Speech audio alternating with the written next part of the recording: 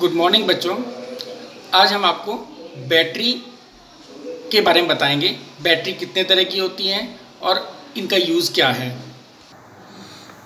बच्चों, ये इलेक्ट्रोकेमिस्ट्री का 7th पार्ट है जिसको बैटरी कहते हैं। ठीक है, तो इसमें हम देखेंगे बैटरी क्या कितने तरह की होती हैं। बैटरी जो होती है वो सेल को अगर हम सीरीज़ में कनेक्ट कर देते हैं तो वो बैटरी बन जाती है। जो बैटरी होती है वो सोर्स ऑफ इलेक्ट्रॉन्स है। बैटरी दो तरह की होती है, एक होती है प्राइमरी बैटरी, दूसरी होती है सेकेंडरी बैटरी। प्राइमरी बैटरी वो बैटरी होती है जिसका इस्तेमाल एक बार होने के बाद दोबारा नहीं होता। ये नॉट रिचार्जेबल होती है। ड्राई सेल, मरकरी सेल और लेक्लांची सेल इसका एग्जाम्पल है। देखो, ये ड्राई सेल को अंदर से देखते हैं। ड्राई सेल देखो, जिंक एनोड है, इसका ऊपर का जो खोल है वो जिंक है और इसके अंदर का जो है वो ग्रेफाइट रॉड लगी होती है जिसके ऊपर कॉपर प्लेट होती है ये। ठीक है ना। अब इसके देखो दो सेक्शन है। एक सेक्शन में, अंदर वाले सेक्शन में MnO2 + C ये दोनों का पेस्ट होता है और जो बाहर वाला सेक्शन है उसमें NH4Cl और ZnCl2 का पेस्ट होता है। देखो, इसको इस तरह भी बना सकते हैं, इस तरह भी बना सकते हैं, किसी भी तरह से बना सकते हैं। अंदर इसके बिल्कुल सेम चीज़ होगी। ठीक है। अब देखो, जो हमने बताया, कंस्ट्रक्शन बताई थी तुम्हें, वैसे ही कंस्ट्रक्शन करनी है। It consist of cylindrical zinc container whose walls act as anode. Zinc container anode की तरह काम करता है। ग्रेफाइट रोड इसमें कैथोड की तरह काम करती है। और कैथोड जो होता है उसको हमने MnO2 और कार्बन पाउडर के पेस्ट में इमर्ज कर रखा है। और जो दोनों हमारे इलेक्ट्रोड है उनके बीच में जो इलेक्ट्रोलाइट भरा हुआ है वो दो इलेक्ट्रोलाइट हैं, अमोनियम क्लोराइड और जिंक क्लोराइड। ठीक है। अब देखो, इसमें क्योंकि रिडॉक्स रिएक्शन होती है तो इसमें एनोड पे अलग होगी, कैथोड पर अलग रिएक्शन होगी। तो एनोड पर जो रिएक्शन होगी वो क्या है हमारी, वो ऑक्सीडेशन है। ठीक है ना। तो जिंक जो है वो ऑक्सीडाइज होगा और जिंक आयन बनाएगा और दो इलेक्ट्रॉन निकल जाएंगे। जबकि कैथोड पर जो है वो एक तो मैग्नीशियम ऑक्साइड अमोनियम आयन से रिएक्ट करके मैग्नीशियम हाइड्रोक्साइड बनाएगा और अमोनिया गैस निकाल देगा। ठीक है ना। पूरी अगर रिएक्शन अगर देखें तो यहाँ पर Zn NH4 MnO2 इन दोनों रिएक्शन को प्लस करेंगे तो हमारे पास ये रिएक्शन आ जाती है यहाँ पर। ठीक है ना। तो यहाँ अमोनिया भी निकल रहा है, पानी भी निकल रहा है और इलेक्ट्रॉन भी निकल रहे हैं। ठीक है ना। तो ये रिएक्शन हमारे पास आ जाएगी।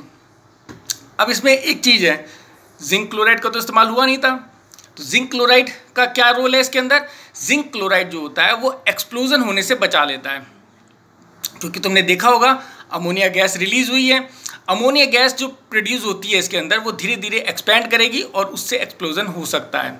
तो ZnCl2 जैसे ही अमोनिया गैस बनेगी वो उसको एक पाउडर्ड कॉम्प्लेक्स में कन्वर्ट कर देगा जिसको कहते हैं टेट्रा अमाइन जिंक क्लोराइड ये। ठीक है ना। और इस सेल का जो पोटेंशियल है 1.25 से 1.5 वोल्ट के बीच में रहता है। Cell potential of dry cell always decreases. इसका जो पोटेंशियल है वो हमेशा कम होता रहता है with course of time as it involves decrease in concentration of ammonium ion. इसमें अमोनियम आयन लगातार कम होते रहते हैं, इसलिए इसका जो पोटेंशियल है वो भी कम होता रहता है रिएक्शन के अंदर समय के साथ साथ, चाहे सेल इस्तेमाल हो रहा हो या नहीं हो रहा हो। ठीक है ना। अब देखो, एक और इसका जो इम्पोर्टेंट पॉइंट है वो हम देखेंगे। They do not have long life. इनकी लाइफ लंबी नहीं होती है। क्यों? क्योंकि अमोनियम क्लोराइड एसिडिक है और ये जिंक कंटेनर को करोड कर देगी, उसमें छेद कर देगी। जबकि सेल को हम इस्तेमाल करें या नहीं करें, क्योंकि ये एसिडिक है, एसिड मेटल को करोड कर देता है, इसीलिए ये भी इसको जिंक को करोड कर देगी और उसमें होल हो जाएंगे। और जो इलेक्ट्रोलाइट हमने भर रखा है वो लीकेज होना शुरू हो जाएगा। और इसी वजह से अगर हमें लीक प्रूफ सेल बनाने हैं तो हमें जिन मेटल्स का हाई रिडक्शन पोटेंशियल होता है उससे इस सेल को कोट करना पड़ेगा, तब जाके हम इसको बचा सकते हैं।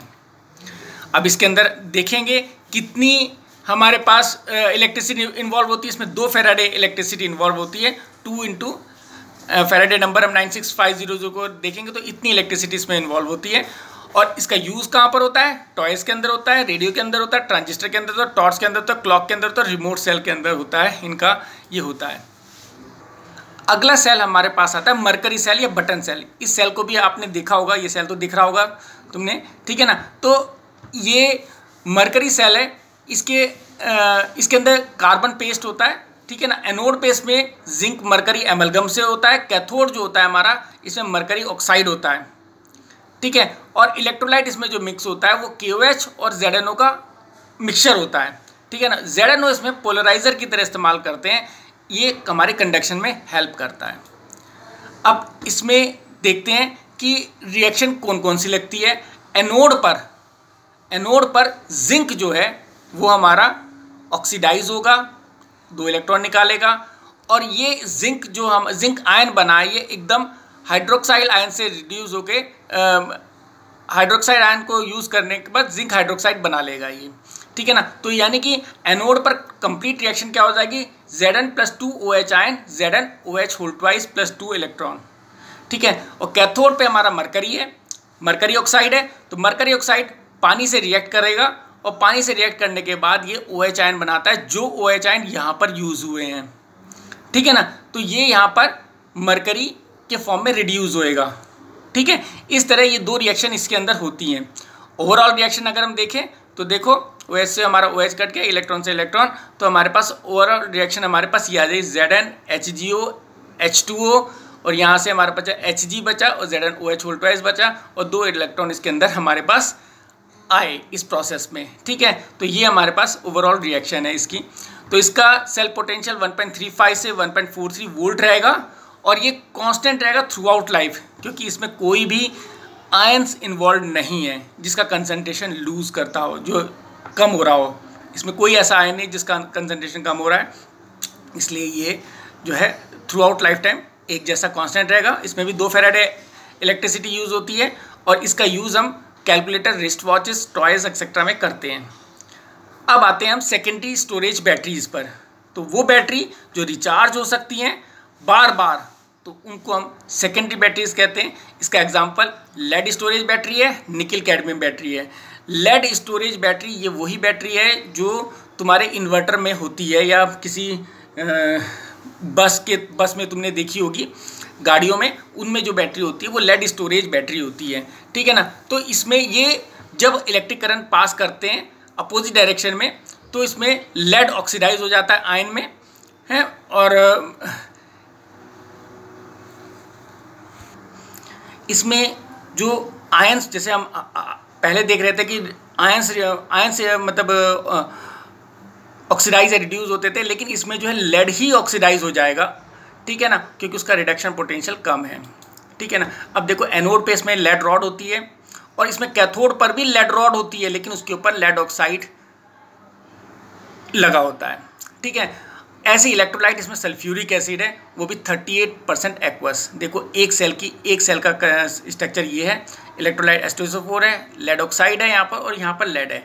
लेड हमारा एनोड की तरह काम करेगा और कैथोड हमारा लेड ऑक्साइड की तरह काम करेगा। तो दोनों, ये वाला सेल तुम बनाओगे और ये वाला भी बना सकते हो, क्योंकि ये सेल इसमें होते हैं, एक एक पॉइंट इसका एक एक सेल है, ठीक है। अब देखो अगर हम रिएक्शन देखते हैं, एनोड पर लेड जो है वो ऑक्सीडाइज्ड होगा, इलेक्ट्रॉन निकालेगा, और सल्फर मतलब इलेक्ट्रोलाइट के साथ मिलकर जो आयन है ये लेड सल्फेट बना लेगा, ठीक है ना। तो ओवरऑल रिएक्शन यहाँ पर क्या हो जाएगी, एनोड पर lead plus SO4 lead sulphate हमारा बन जाएगा, 2 इलेक्ट्रॉन निकल जाएंगे। कैथोड पर हमारा लेड ऑक्साइड होगा, ये हमारा H+ आयन लेगा, 2 इलेक्ट्रॉन यूज़ करेगा, और ये हमारा आयनाइज हो जाएगा, ठीक है ना। तो ये लेड ऑक्साइड भी यहाँ पर लेड के अंदर लेड आयन बनाए इसने, और लेड आयन दोबारा से SO4 के साथ मिलकर लेड सल्फेट बना लेगा। तो दोनों रिएक्शन को, कैथोड और एनोड की रिएक्शन अगर हम देखेंगे तो हमारे पास क्या होता है, लेड ऑक्साइड जो है लेड सल्फेट हमारा बनाता है, और इस प्रोसेस में 2 इलेक्ट्रॉन यूटिलाइज होते हैं, ठीक है ना। तो ये हमारी ओवरऑल रिएक्शन है इसकी, ठीक है ना। तो इस सेल की ओवरऑल रिएक्शन अगर हम देखें तो देखो यहाँ पर क्या हो रहा है,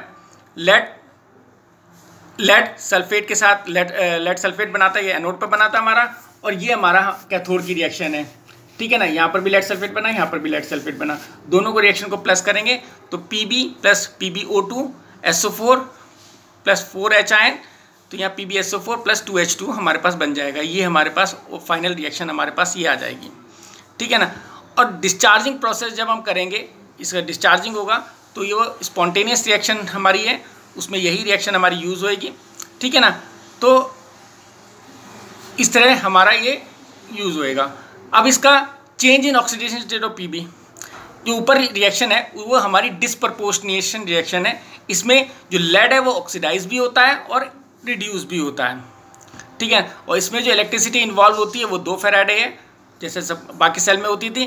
तो this reaction involves ions, therefore its cell potential does not remain constant. इसका सेल पोटेंशियल पे कांस्टेंट नहीं रहता, ये डिक्रीज करता है और कंसंट्रेशन ऑफ आयन पे डिपेंड करता है। तो इसका एक सेल का जो होता है वो 2 वोल्ट होता है। While charging, the reaction within the battery is reversed and PbSO4 on anode and cathode are converted into Pb and PbO2, ठीक है। तो चार्जिंग होएगी तो ये रिएक्शन उल्टी हो जाती है, जो कैथोड है वो एनोड बन जाता है, एनोड है वो कैथोड बन जाता है, रिएक्शन सेम रहती है इनकी, ठीक है ना। तो यहाँ पर जब चार्जिंग होएगी तो PbSO4 एनोड पर PbSO4 बना, ये हमारा H2 के साथ रिएक्ट करके ये हमारा PbO2 SO4 और H+ 2 इलेक्ट्रॉन निकलेंगे। कैथोड पे हमारा PbSO4 जो है 2 इलेक्ट्रॉन यूटिलाइज करेगा और लेड बनाएगा, ठीक है। और इस तरह ओवरऑल रिएक्शन हमारी ये हो जाती है इसके अंदर। इन रिएक्शन को याद कर लो, ठीक है। और ये हमारा डिस्चार्जिंग में, during discharging lead storage battery act as galvanic cell, जो कि केमिकल एनर्जी को इलेक्ट्रिकल एनर्जी में कन्वर्ट करता है। और रिचार्जिंग के लिए ये इलेक्ट्रोलाइटिक सेल बन जाता है, यहाँ इलेक्ट्रिकल एनर्जी जो है वो केमिकल एनर्जी में कन्वर्ट हो जाती है। इसका जो यूज़ है वो ऑटोमोबाइल्स और इन्वर्टर में इसका यूज़ होता है। इसके बाद आती है हमारे पास निकिल कैडमियम सेल, ये हमारा मोबाइल बैटरी में यूज़ होता है, ठीक है। It consist of cadmium rod as anode and metal rod coated with nickel oxide as cathode. और इसमें इलेक्ट्रोलाइट होता है KOH। और इसकी जो रिएक्शन होती है, एनोड पर रिएक्शन हमारा कैडमियम हमारा ऑक्सीडाइज होगा, फिर ये हाइड्रोक्साइड आयन के साथ मिलकर कैडमियम हाइड्रोक्साइड बना लेगा, ठीक है। ओवरऑल रिएक्शन अगर एनोड की देखें तो कैडमियम और हाइड्रोक्साइड आयन मिलकर कैडमियम हाइड्रोक्साइड बनाएंगे, 2 इलेक्ट्रॉन यूज़ होते हैं इसमें। कैथोड में भी निकल ऑक्साइड जो है पेस्ट की फॉर्म में होता है, वो H2O को और वो 2 इलेक्ट्रॉन को यूटिलाइज करके निकल हाइड्रोक्साइड में चेंज हो जाए, ठीक है ना। और OH आयन रिलीज़ करता है जो ऊपर यूज़ होते हैं, ठीक है। तो ओवरऑल रिएक्शन हमारी ये है। दोनों रिएक्शन को हमने लिखा और कॉमन चीज़ें काट दी तो हमारे पास ये आ जाएगी। यहाँ पर देखो ये +4 ऑक्सीडेशन स्टेट में निकल और यहाँ पर +2 ऑक्सीडेशन स्टेट में है। तो ओवरऑल हमारे 2 इलेक्ट्रॉन यूज हुए हैं। This reaction does not involve any ions whose concentration vary, that's why cell potential of this cell remain constant. It has longer life than lead storage cell. It requires more expense too. ठीक है। तो ये ज़्यादा से मतलब lead storage से ज़्यादा expensive है, क्योंकि निकल कैडमियम बैटरी का हम इस्तेमाल जो होता है वो मोबाइल्स में करते हैं, कैलकुलेटर में करते हैं। और इसमें भी हमारी 2 फैराडे इलेक्ट्रिसिटी यूज़ होती है, ठीक है। और हमारा जो लास्ट आता है हमारा फ्यूल सेल आता है, ठीक है ना।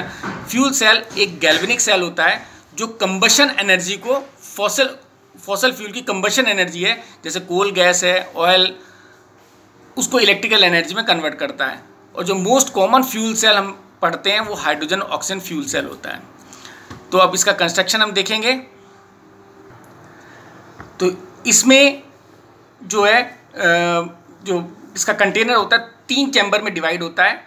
इसमें 2 पोरस रॉड लगी होती है, कार्बन रॉड, जो इलेक्ट्रोड की तरह काम करती है। इसमें जो एक एनोडिक चैम्बर होता है वहाँ हाइड्रोजन गैस भरी जाती है, जो कैथोडिक चैम्बर होता है उसमें ऑक्सीजन गैस भरी जाती है, और इलेक्ट्रोलाइट इसमें KOH लिया जाता है जो मिडिल वाली चैम्बर में भरा जाता है, ठीक है ना। तो हाइड्रोजन ऑक्सीजन जो है वो, क्योंकि कार्बन रॉड पोरस होती है तो वहाँ से उस पोर से होती हुई हाइड्रोजन गैस बबल होती है KOH के अंदर, ठीक है। और फाइन जो प्लेटिनम प्लेट लगी होती है उसके अंदर, उसमें वो भी हमारा वो इलेक्ट्रोड्स की जो एफिशिएंसी है उसको बढ़ाने के काम आता है वो, ठीक है ना। तो इससे रेट ऑफ रिएक्शन बढ़ जाती है। अब देखो यहाँ पर इस सेल देखो, एक तरफ ऑक्सीजन डाली, एक तरफ हाइड्रोजन डाली, ये बीच में पोरस प्लेट है कार्बन रॉड्स। तो हाइड्रोजन यहाँ से KOH में जाके बबल हुई और ऑक्सीजन यहाँ से KOH में जाके बबल हुई और दोनों ने पानी बना लिया, ठीक है ना। तो वो पानी बीच वाले एरिया से बाहर निकल जाता है, ठीक है ना। तो हाइड्रोजन और ऑक्सीजन से हमारा पानी बनता है। यहाँ पर हाइड्रोजन एनोड पर होता है, ऑक्सीजन कैथोड पर होता है और पानी हमारा बीच से निकल जाता है, ठीक है। तो अब ये देखो इसके एनोड की रिएक्शन क्या है, H2 जो गैस है वो H+ आयन देती है, 2 इलेक्ट्रॉन निकालती है, और कैथोड पर ऑक्सीजन जो होती है 4 इलेक्ट्रॉन यूज़ करने के बाद दो पर एटम यूज़ करती है, तो 2 OH आयन O आयन देती है हमारे पास, ठीक है। ओवरऑल रिएक्शन अगर हम देखेंगे तो H2 + O2 हमारा H2O बन जाता है, ठीक है। तो ये हमारी ओवरऑल रिएक्शन हो गई, दोनों गैस मिलकर एक लिक्विड बना लेती है। ये एक्चुअल इसमें जो डायग्राम है ये एक्चुअली सेल एक्चुअल ऐसा होता है, ठीक है ना।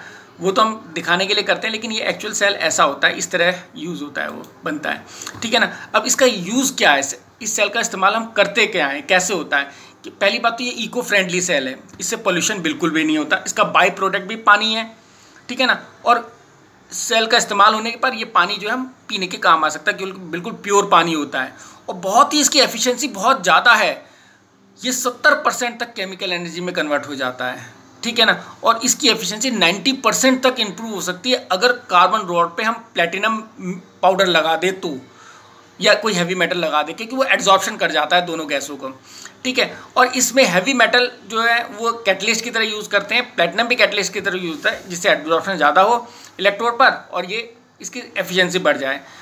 सबसे पहली बार इस सेल को अपोलो स्पेसक्राफ्ट में यूज़ किया गया था, क्योंकि इससे वहाँ पर इलेक्ट्रिक सप्लाई भी मेंटेन हुई और पानी की भी ज़रूरत पूरी हो गई थी एस्ट्रोनॉट्स की, ठीक है ना। तो इसलिए ये सेल हमारा बहुत काम का होता है, लेकिन सेल की कुछ कमी भी है।